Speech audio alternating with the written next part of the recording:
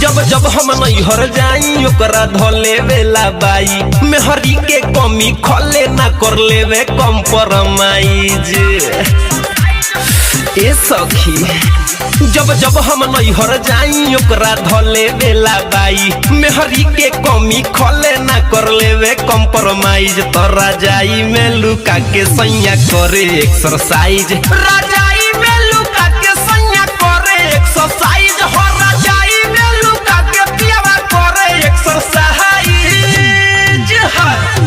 DJ Manish Raxaul आप सुन रहे हैं अमित पटेल की आवाज में। हाय मेहरी के बकरा अखड़ा में करता जियान रे, हटा कटा बाटे उ तो जैसे पहलवान रे, हटा कटा बाटे उ तो जैसे पहलवान रे। घटतावे वजन ओकर बढ़तावे साइज, घटतावे वजन ओकर बढ़तावे साइज।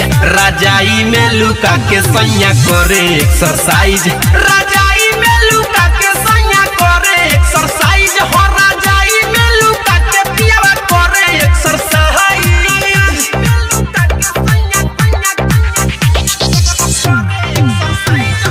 डीजे मनीष रक्सौल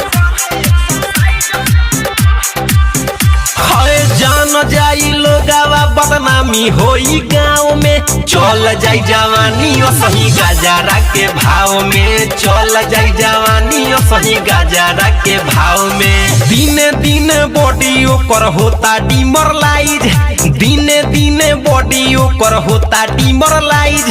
राजाई में लुका के सैया करे एक्सरसाइज, राजाई में लुका के सैया करे एक्सरसाइज, हो राजाई में लुका के पियावा करे एक्सरसाइज। ए सखी जब जब हम नैहर जाई ओकरा धले वेला बाई मेहरी के कमी खले ना कर लेवे कम्प्रोमाइज। तो राजाई में लुका के सैया करे एक्सरसाइज।